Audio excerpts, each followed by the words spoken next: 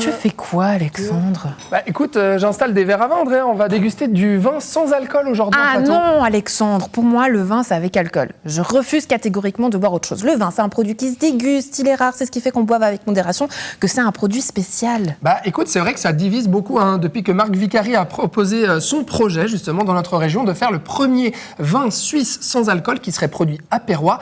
Il vient nous en parler en plateau. On va en débattre forcément parce que tout le monde n'est pas très enthousiaste à cette idée. Et puis cette saison, surtout, c'est la période des vendanges qui a démarré un peu tardivement à cause des intempéries, avec une grande ouverture. La Maison des Vins de la Côte qui ouvrira le 19 octobre, visite en avant-première. Donc je file sur place, Alexandre. Et voilà, tu me donnes le téléphone et puis toi, tu prends la route. Effectivement, direction Mont-sur-Olle. Et puis pour ma part en plateau, outre le vin sans alcool, on va parler aussi de la condition des vignerons et de la production de vin très compliquée cette année, et notamment de la baisse aussi de la consommation du vin. Alors comment répondre à tout ça? On en parle aujourd'hui dans Fais voir ta région. Bienvenue.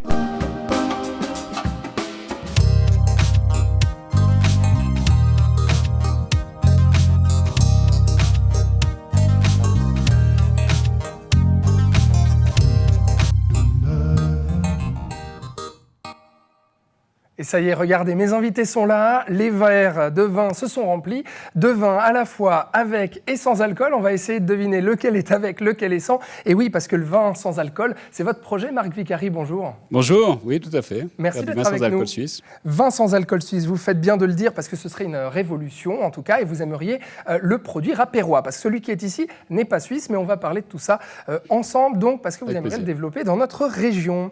Et avec nous en plateau, Jean-Daniel Heiniger. Bonjour Jean-Daniel. Bonjour Alexandre, merci de d'être avec nous. Vous êtes viticulteur à Étoile, à Aisin, voilà. Mais oui, vous me faites non, vous avez raison, Aisin, effectivement. Et vous êtes président des Vins de Nyon. Tout à fait. Puis ce week-end, notamment, il y aura la fameuse fête de la vigne tout le week-end à Nyon. Et puis vous serez là, notamment pour presser du raisin avec les familles. On va parler avec vous aussi de toute cette saison aussi pour les vignerons qui a été assez compliquée. Mais je vous propose à tous les deux, parce que vous avez longuement entendu parler de ce projet de Maison des Vins de la Côte à Mont-sur-Olle.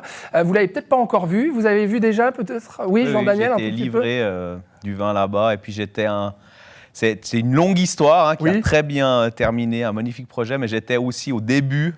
Ouais. Au tout début, j'ai lâché un peu l'affaire, mais c'était pas fini quand vous aviez visité les locaux? Non, c'était pas tout à fait fini. Les extérieurs sont pas finis. Alors on va voir ça. Andrea, on se connecte à toi. Tu y es justement, montre-nous l'extérieur, ça en est où? Parce que ça ouvre quand même le 19 octobre, cette Maison des Vins de la Côte.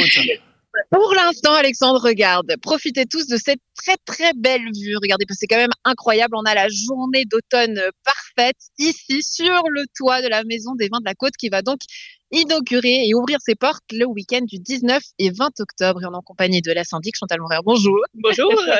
Et de la future maîtresse de cette Maison des Vins de la Côte, Nathalie Ravet. Bonjour. Bonjour. Comment on se sent à quelques jours justement de l'ouverture? Comment vous vous sentez?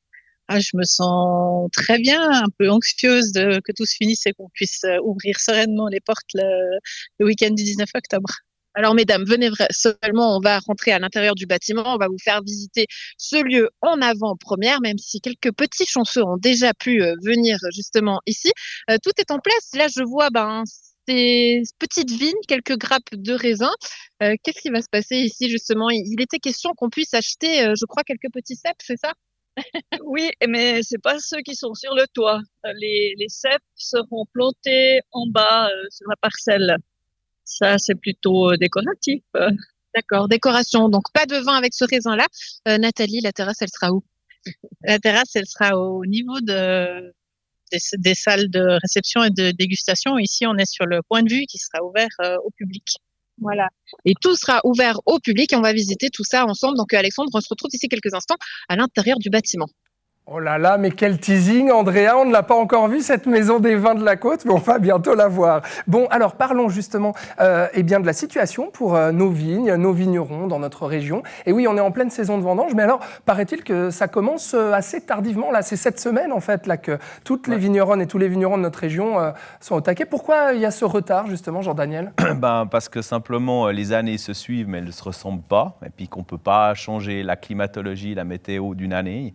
On a vécu 2 années très chaudes, 22, 23. Cette année, elle était un peu moins chaude. Ça a beaucoup traîné au printemps notamment. Puis après, en fait, ce qui fait un peu la date de vendange, c'est la date de floraison. On dit c'est grosse maille 100 jours après la fleur. Et puis, on a plutôt eu des fleurs qui se sont déroulées fin juin, juillet. Et oui, parce que l'été s'est déclaré très très tard, c'est ça le problème. L'été s'est déclaré tard. Et puis, là, maintenant, on y est. Alors, on espérait que la météo, qui n'était pas très sympa avec nous, elle se montre sympa pour les vendanges. Mais là, c'est un petit peu compliqué. Il faut aller entre les gouttes. Et puis, c'est stressant pour les collègues, c'est clair, pour tout le monde. Alors, on va essayer de faire au mieux. Je pense qu'il y aura quand même des très belles choses. On sera sur des millésimes de fraîcheur. En tout cas, les blancs vont bien s'en sortir, les rosés aussi. Après, on ne peut pas dire, on ne va pas crier sur tous les toits que c'est le millésime du siècle. Je veux dire, il ne faut pas dire des choses comme ça. Mais on arrive quand même sur des millésimes qu'on avait, ça ressemble à il y a 25, 30 ans et on faisait des très belles choses. Je veux dire, donc...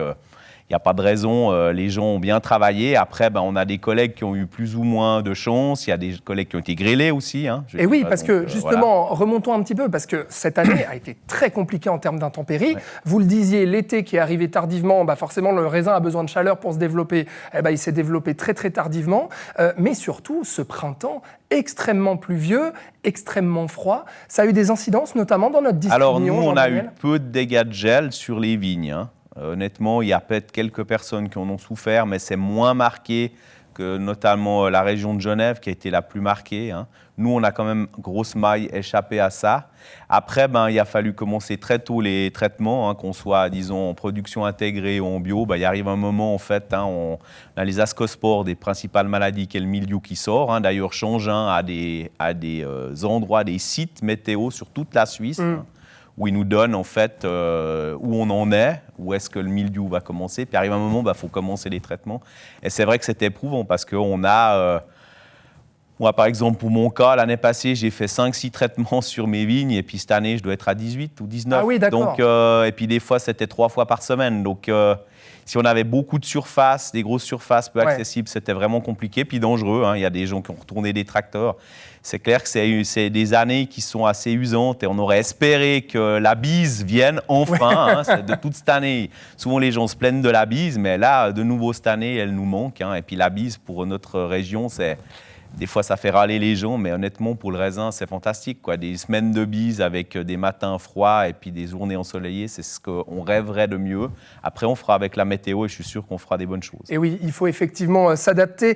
Vous en savez quelque chose, vous aussi, Marc Vicari, vous travaillez avant au CAF de la Côte. Et puis le vin, c'est un peu toute votre vie, notamment avec ce projet dont on reparlera après, de vin sans alcool. Mais déjà, il y a quelque chose aussi qui est préoccupant, outre cette année qui a justement connu des intempéries, dont vous venez de parler, Jean-Daniel Heiniger. Mais surtout, ce chiffre très préoccupant, c'est que la production mondiale de vin a chuté de 10% en 2023, notamment lié aux problèmes climatiques, mais pas que, parce que la consommation baisse aussi depuis plusieurs années et elle a reculé de 3%. Vous qui êtes aussi en contact avec les personnes qui travaillent dans le milieu du vin, avec les vigneronnes, les vignerons, c'est préoccupant ça, Marc Vicari ? Alors, sur le plan international, j'entends, c'est préoccupant, mais sur le plan suisse, là, il faut faire des efforts. C'est là pourquoi j'amène aussi un projet. Mais il y a aussi prendre en considération qu'en Suisse, on a une chance incroyable, c'est que jusqu'à preuve du contraire, on représente, nous, la production suisse, 40% de la consommation suisse. Donc, il nous reste encore 60%, alors que nos voisins français, jusqu'à preuve du contraire, pas. Donc, nous, c'est là-dedans qu'il faut qu'on s'aventure avec des projets, avec de la communication pour soutenir ça. Mais la baisse de la consommation de vin, ou même d'alcool en général, ça, c'est quelque chose qui est préoccupant. Ouais. Oui et non. Disons, ça va dans un changement qui est en train de s'opérer, dans lequel il faut s'adapter, c'est tout. Ouais, donc pour vous, il faut s'adapter. Je précise, c'est vrai que ce chiffre est un peu moins de recul de la consommation. Je disais 3% à l'échelle mondiale. En Suisse, c'est 0,5%, donc ce qui montre qu'il y a encore un attrait. Vous êtes inquiet de tout ça, du recul de la consommation et notamment de la production. Jean-Daniel Heiniger, on peut citer l'exemple en France. On a vu une situation dramatique, notamment dans la région du Bordelais. On arrache des vignes en ce moment. Il y a un plan d'arrachage pour arracher 30 000 hectares de vignes à Bordeaux. C'est hallucinant et c'est lié justement à ce problème de la demande. C'est quelque chose qui inquiète en Suisse ou pas encore ? Bien sûr, ça inquiète. C'est clair qu'on voit des exemples à l'étranger, c'est inquiétant. Il faut qu'on continue à maintenir, qu'on gagne des parts de marché, comme Marc l'a dit. Je veux dire, on a un potentiel à l'intérieur de notre pays.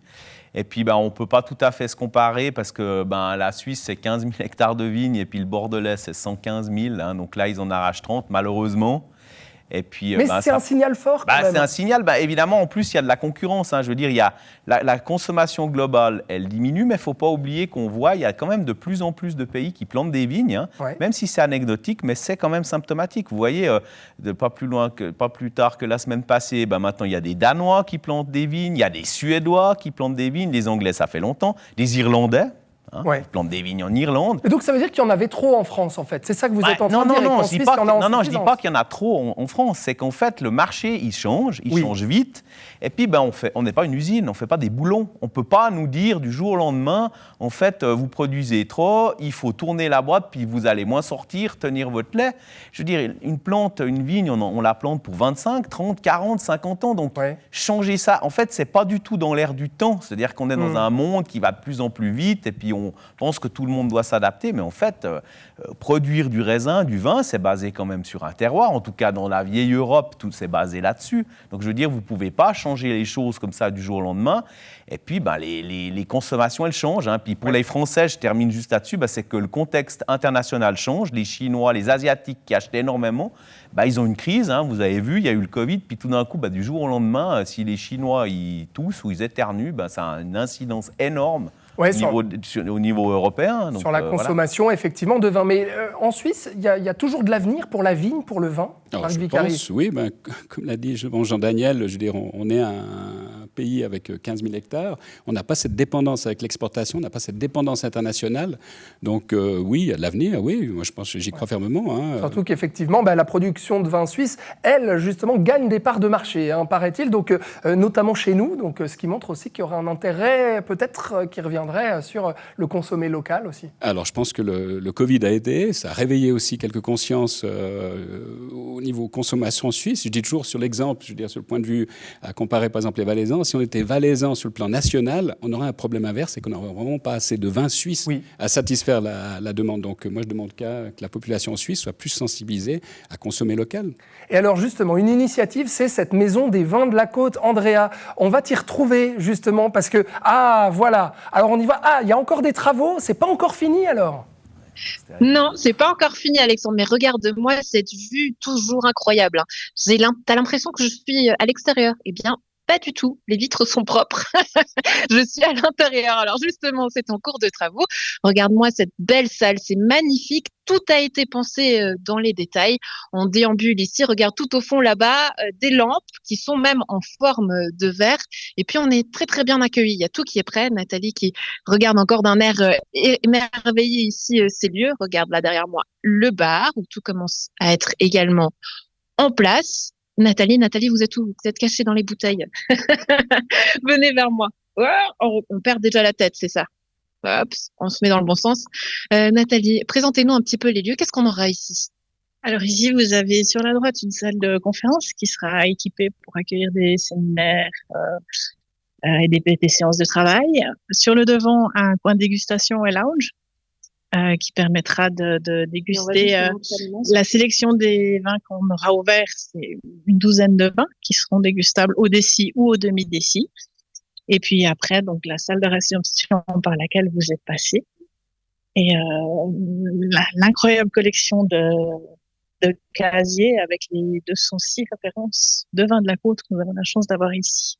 Donc, l'espace lounge juste ici avec la vue, la salle de conférence qui sera ici fermée par une vitre en verre et puis cette incroyable collection de vins, comme le disait justement Nathalie. Je crois que vous avez ouvert déjà une bouteille là-bas, mais qu'est-ce que vous avez choisi et comment ces vins ont été choisis?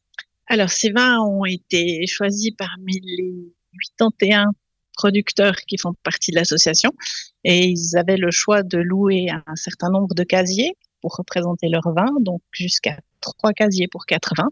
Et après, selon leur désir, je dirais, j'ai fait une sélection parmi ces vins pour avoir la plus grande représentation possible au niveau des cépages. C'est-à-dire, il y avait des critères justement dans ces sélections. Qu'est-ce que vous cherchiez exactement? Je cherchais à pouvoir montrer tout ce qu'on savait faire sur la côte. Alors, on a quand même 67 chasses-là sur 206 vins, ça fait une part relativement importante. Mais après, on a beaucoup de spécialités, que ce soit du Doral, du Gewürztraminer, du Sauvignon, ou dans les rouges, on a du Difficult. On a forcément du pinot noir, du gamay, du gamaret, du gara noir, enfin une multitude de cépages différents. Ça donne envie, on se régale. En tout cas, moi, ici, je suis aux anges.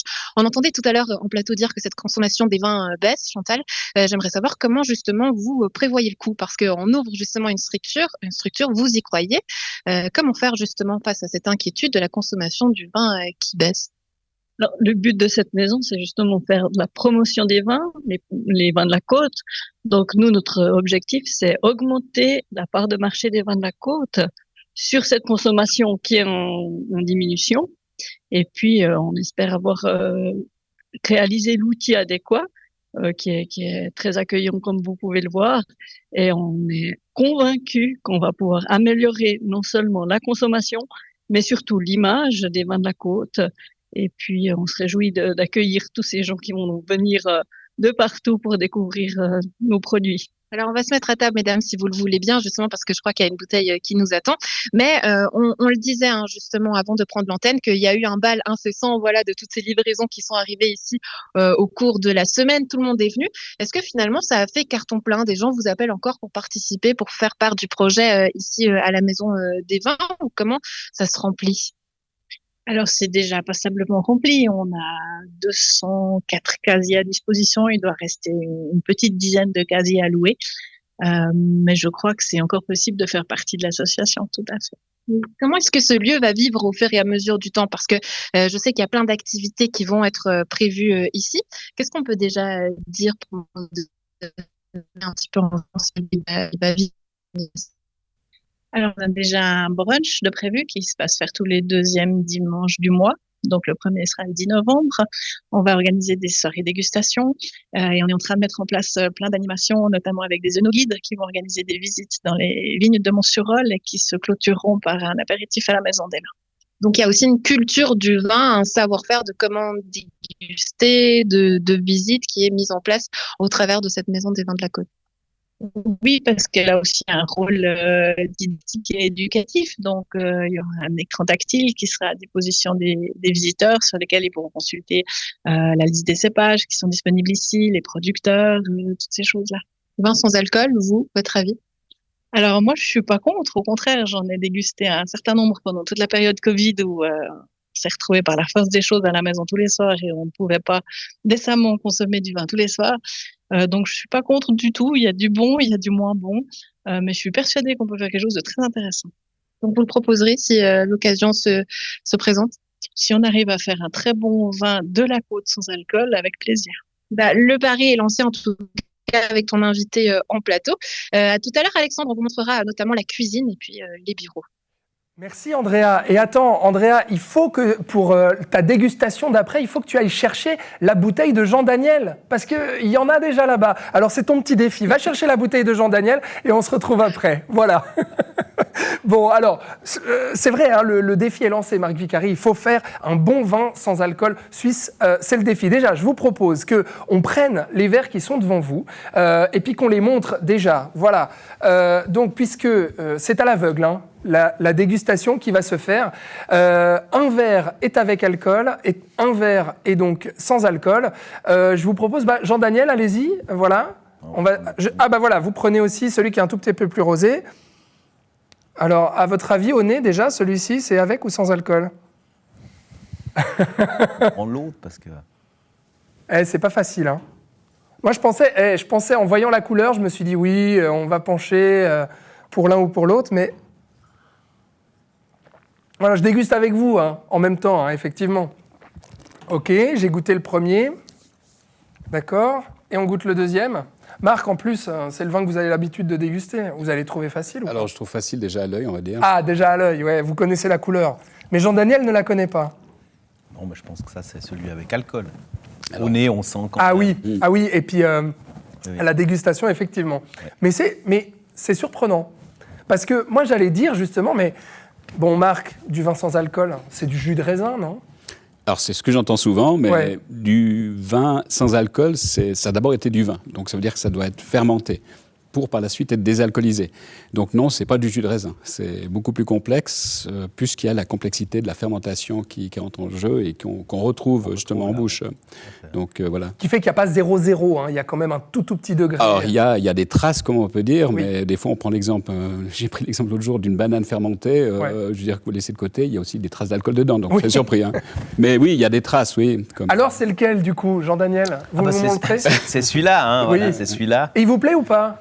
Écoutez, ouais, franchement, je suis surpris combien j'en avais déjà goûté. Oui. Alors jusqu'à présent, j'ai goûté des blancs qui étaient pas mal, des rosés qui étaient pas mal. Alors les rouges, pas, mais Marc m'a dit qu'il en avait trouvé un qui était vraiment bon. Donc, parce que celui-ci vient d'Allemagne, mais ça va se développer en Suisse. Mais j'aimerais juste votre avis, Jean-Daniel, parce que ça fait débat quand même, hein, notamment auprès des vigneronnes, des vignerons. Vous en pensez quoi, cette idée? Moi, je dirais alors, en bon vaudois, ni pour ni contre, bien au contraire. Hein.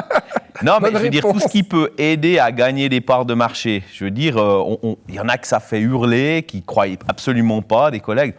Moi, je veux dire, je salue son initiative. Je veux dire, voilà, c'est un entrepreneur, il essaye quelque chose, il fait, il a de l'expérience, hein, je veux dire, dans le métier. Il a voyagé, hein, tu m'as dit, tu as été en Allemagne, voir, donc on voit. Et en plus, je veux dire, c'est un peu... Moi, j'ai discuté avec des gens qui font de la bière. Hein, je veux dire, au début, ils étaient aussi totalement contre la bière contre sans alcool. Et puis, il y a même des brasseries artisanales. Alors, pas des mini-brasseries, mais des brasseries artisanales dans la région qui disent que voilà, on est obligé de faire une bière sans alcool parce que ça fait 5, 6, 7% de notre marché. Alors si on arrive à faire ça Suisse, sans perdre le marché du reste, c'est énorme pour nous. Parce que si on passe de... Mais vous avez quand même entendu pas mal de confrères et consoeurs qui ont dit... Mais si on veut, ça a l'air antinomique. Du vin, dit comme ça a l'air antinomique. Mais comme il l'a bien dit, du vin sans alcool, c'est d'abord une fermentation, puis après, la fermentation, quand même, hein, il y en a plusieurs, la première, la deuxième, puis après, c'est important. Marc, expliquez-nous alors ce projet donc, qui verrait lieu à Perrois, donc à La Vigneronne, c'est ça. Est-ce que c'est les chiffres de l'OFS qui vous ont fait dire « Tiens, le sans-alcool », alors déjà, on connaît la bière sans alcool, mais c'est vrai, si on regarde la part des consommateurs quotidiens d'alcool a baissé de 20% à 9% ces 30 dernières années en Suisse. Est-ce que c'est en voyant ça que vous vous êtes dit « Non, mais là, il faut faire quelque chose » ? Alors, déjà, vous l'avez dit, je suis un professionnel du métier, j'aime le vin. Fondamentalement, je suis un onophile, donc j'aime le vin. Il faut rassurer vos détracteurs. Oui, je rassure mon projet. Et c'est là le problème. D'ailleurs, c'est pour ça il y a eu cette dégustation. On veut de toute façon comparer. Alors que non, on est sur une proposition de vin sans alcool, donc automatiquement, c'est différent. Mais ce n'est pas un concurrent. Il faut voir ça au contraire comme une offre supplémentaire. Je prends l'exemple, par exemple, si à midi, vous ne voulez pas boire d'alcool, vous prenez votre menu du jour, vous buvez de l'eau ou un soda, mais le soda n'est pas forcément bon. Et l'eau, ma foi, c'est de l'eau. Tandis que si je vous propose un verre de vin sans alcool pour éviter d'avoir ces problèmes avec l'alcool, du coup, vous allez prendre peut-être un verre sans alcool qui sera issu, jusqu'à preuve du contraire, de vignes, de vignobles et j'espère justement de vin suisse. Alors ça marche comment? Parce que, donc du coup, pour l'instant, on ne le fait pas en Suisse. Vous aimeriez le faire, donc à Perrois, mais pourquoi on ne le fait pas en Suisse encore? Parce qu'il faut être équipé pour. Et pour équiper pour, il faut être équipé du principe la distillation donc, à froid, ce qui veut dire sous vide, qui permet de descendre justement le taux d'ébullition justement d'évaporation de l'alcool. Un alambic traditionnel, c'est 78 degrés. Et là, c'est facile à comprendre qu'à 78 degrés, tout ce qui fait d'un vin son aromatique part. Tandis que là, l'objectif, c'est de descendre justement cette température en dessous de 40 degrés pour conserver justement cette aromatique et pour proposer après en vin justement une proposition comme celle-là, qui demande justement aussi des compétences pour y arriver. Hein. C'est pour ça qu'on a un projet avec Changin pour arriver à ces compétences, qu'on doit aller aussi chercher à l'étranger, puisqu'eux, ils ont l'expérience. On va pouvoir même profiter de l'expérience et peut-être aussi des bons, surtout, mais aussi des mauvais essais qui ont été faits, puisqu'il y a eu, maintenant, il y a beaucoup d'avances, hein, que ce soit en France ou en Allemagne, que vous avez cité, puisque j'y étais. Mais Changin, c'est un stempel pour vous, le soutien de Changin, qui doit vous amener de la crédibilité pour votre projet, j'imagine. Alors c'est le cas, et c'est vrai que je comprends l'intérêt de Changin, puisque Changin est là justement pour développer et pour apporter justement ce qu'ils savent faire. Hein. Donc non, je suis très content. Changin, qui d'ailleurs a accueilli aujourd'hui d'ailleurs son nouveau directeur, Marc Schmitt, qui prenait ses fonctions aujourd'hui, que nous recevrons avec plaisir sur ce plateau un autre jour. Vous l'avez rencontré, qu'est-ce que vous en pensez ? Je l'ai contacté. Oui. Je l'ai contacté à ce sujet-là, donc je ne l'ai jamais rencontré. Je me réjouis de faire sa rencontre. Et vous, Jean-Daniel ? Non, pas encore. Pas encore. Non, bon, pas encore. Eh ben, on verra justement si c'est un bon directeur de cette école de Changin. Quand est-ce qu'on pourra le déguster, ce vin sans alcool suisse ? Alors, il devrait être vendangé entre aujourd'hui et demain, pour savoir, puisque j'ai une collaboration avec mon ex-employeur auquel je vais très bon contact, puis c'est Cave La Côte. Et je veux dire, du moment que j'avais cette volonté de vouloir communiquer autour du projet, donc faire du vin sans alcool installé, donc juste pour rappeler aussi, c'est d'installer à Perroy avec Onogia Fasson, qui est connu ici dans la région et même dans toute la Suisse, pour offrir ses prestations de la vinification jusqu'à mise en bouteille. C'est de venir plugger justement ce centre de désalcoolisation avec les compétences. Et là, on a justement le projet déjà de lancer un premier vin sans alcool qu'on ne peut pas faire en Suisse, parce qu'on va le faire à l'étranger, désalcoolisé, mais le vin, il va vraiment être produit en Suisse, puisqu'on a cette collaboration avec Cave La Côte. Donc, je me suis attaché, disons, les meilleurs, et pour moi, la Cave La Côte a les compétences, justement, pour faire un excellent vin de base rosé. Mais ça va coûter combien, ce projet Cher. Oui. Non, forcément, c'est un non-sens de faire une production ici, puis de faire désalcooliser à l'étranger. Donc, ça met vraiment en évidence cette problématique. Parce que jusqu'à preuve du contraire, le vin sans alcool qu'on peut trouver en Suisse, qui est consommé encore, je vais dire même modérément au stade où il en est, mais pourquoi ? Parce qu'il n'y a pas de production indigène. C'est uniquement du vin étranger. Et je pars du principe, quand vous parliez aussi des motivations, pour moi, je veux dire, on doit avoir les compétences de pouvoir nous produire du vin sans alcool pour satisfaire cette demande. Donc voilà, c'est ce que veut faire le projet. Donc on ne sait pas combien ça coûte comme investissement ? Alors je sais, puisque j'ai des budgets... Vous ne voulez pas le dire ? C'est un peu dans le secret des affaires, mais je veux dire, je fais ce projet vraiment pour catalyser, pour communiquer autour du projet. Mais il va se faire alors ? Il va se faire, oui, il va se faire, puisqu'on par exemple, le vin, on le vendange aujourd'hui demain. Donc, et on le dégustera quand alors ? Et ce sera du vin qui sera avec... on a une collaboration avec IP Suisse. Pour moi, c'était l'objectif d'aller aussi embarquer dans un projet qui a une durabilité, qui est bien reçu en disant comme quoi on peut lui donner une traçabilité. Donc, du raisin avec IP Suisse qui sera dégusté à partir du 1er mars l'année prochaine. Voilà, 1er mars 2025 ? Voilà. Bon, et ben alors on vous recevra pour voir si justement il est tout aussi bon que ce vin allemand. Alors, c'est l'objectif, voilà. Voilà, c'est l'objectif, effectivement. Non, c'est assez étonnant tout de même. Jean-Daniel, vous restez avec nous, et puis tous les deux vous restez avec nous. On va reparler de la fête de la vigne juste après, mais on retrouve Andrea justement, voir si elle a trouvé votre vin. Elle est là, la bouteille, regarde la première. Et je peux te dire que Nathalie l'a trouvée en moins de 20 secondes. Elle connaît cette maison comme sa poche. Ça, on peut le dire. On va continuer cette visite. Chantal, vous me disiez, on n'y croit pas. Après ces images de synthèse qu'on a vues et revues, on n'y croit pas qu'on vit, qu'on marche vraiment ici dans cette maison des vins de la Côte. Cette fois, c'est la réalité. C'est vrai que depuis 2016 qu'on a fait ce concours d'architecture, qu'on avait ces images. Et puis maintenant, voilà, c'est conforme à ce quoi on s'attendait. C'est super, magnifique. Nathalie, venez seulement avec nous parce qu'on va faire la suite de cette visite en votre compagnie. Donc voilà, là on arrive dans le couloir avec une autre pièce maîtresse, justement la cuisine. C'est ici que tous les petits plats seront concoctés. Qui c'est qui sera au fourneau et qui va mettre la main à la pâte ? Venez seulement avec moi. Alors, la décision a été prise de pas en faire un restaurant, c'est un lieu de dégustation. Donc, la cuisine servira principalement aux traiteurs, pour les gens qui loueront la salle pour des événements et qui feront appel à des traiteurs qu'on a sélectionnés. Très bien. Et vous remarquerez avec vue, toujours, là il y a le reflet, mais cette vue pour tout le monde. On continue. Et la suite, alors, dans les toilettes, je vais pas vous les montrer, mais les toilettes, c'est toujours les lieux où là, on peut réfléchir, réflexion. Est-ce que vous pouvez m'ouvrir la porte, Nathalie ? Parce que j'ai les deux mains prises et j'adore cette citation. Pourquoi je vous la montre ? C'est parce que c'est écrit « Boire du vin, c'est boire du génie ». Citation de Charles Baudelaire. Je pouvais pas dire mieux. Voilà, vous y réfléchirez peut-être en passant ici aux toilettes. Et puis votre bureau, Nathalie. Donc là, vous avez commencé à prendre place. Vous y êtes depuis quand ? Depuis hier. Puis hier, c'est très... Je préfère les grands espaces avec vue que les petits. Alors, je serais sûrement plutôt installée là-bas qu'ici pour travailler. Oui, parce que vous êtes une femme d'action, Nathalie, ça on va le dire aussi, vous aimez être sur le terrain. Et puis on va montrer la dernière pièce qui est la réserve. Alors, la lumière s'allume. Donc là, c'est la caverne d'Ali Baba, Nathalie. Voilà, c'est la caverne d'Ali Baba qui nous sert de cave à vin pour toutes les bouteilles que les vignerons ont amenées le week-end dernier. Ouais. Combien de litres de vin vous pensez écouler chaque semaine, chaque mois ? Difficile à dire, un maximum pour qu'on puisse recommander le plus vite possible des vins aux vignerons. Voilà, la commande est faite. Vous avez fait cette visite en avant-première avec nous sur nos régions télévision. Nathalie, merci de nous avoir ouvert les portes de ce lieu. Avec grand plaisir. Et puis, on se retrouve donc à partir du 19 et 20 octobre. 18 et 19 ou 19-20 19 et 20, de 11h à 18h pour les portes ouvertes. Le rendez-vous est pris. Très belle journée tout le monde. Merci Andrea, merci beaucoup. Et puis nous, tu vois, voilà, oui, on parle en plateau effectivement et on déguste. Oui, on est en pleine dégustation de vin et de vin sans alcool. Oui, on disait c'est étonnant. Vous, en tant que vigneron, vous pourriez en produire ou pas ? Ah oui, je pense. Ouais. Vous dites, non, finalement, ça vous convient ? Non, ça me convient. Je veux dire, je sais pas combien, comment, je sais pas si ce sera du rosé ou du blanc.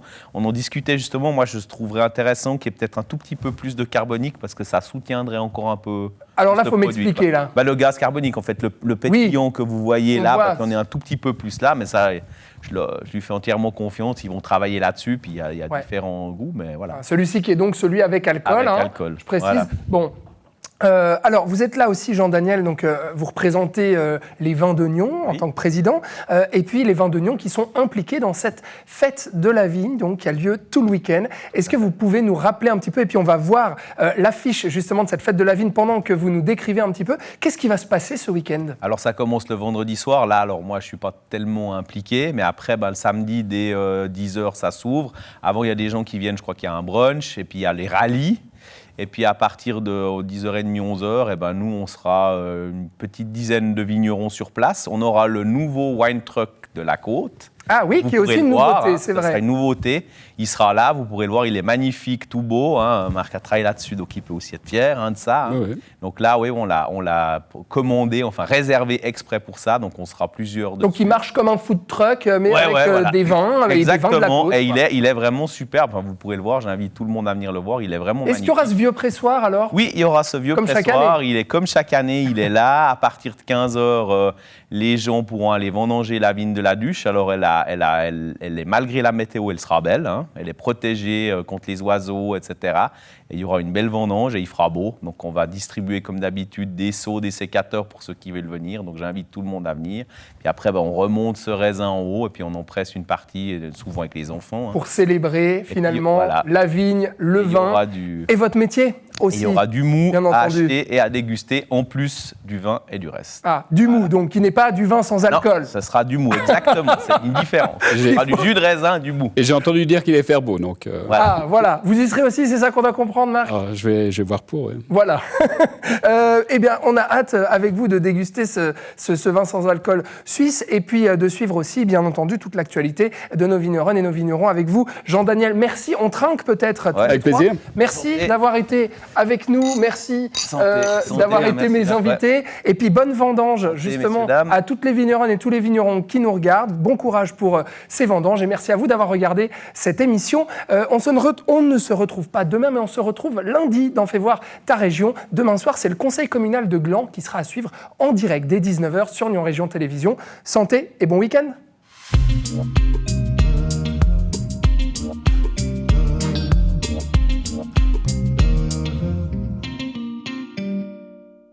Je suis déjà de retour pour te jouer des mauvais tours, Alexandre. Ah mais toi tu parles déjà d'Halloween, toi. Ça y est, c'est octobre, c'est parti. Ah bah c'est la saison, octobre, au mois rose, tout ce que tu veux. Mais on a fait une chouette semaine aujourd'hui. Ben oui, on pensait pas que ce serait la saison des vendanges en fait, parce que les vendanges ont été assez tardives dans notre région. Mais on a fait une émission consacrée au vin et aux différentes actualités qu'il y a eu dans notre région. C'est à revoir mercredi.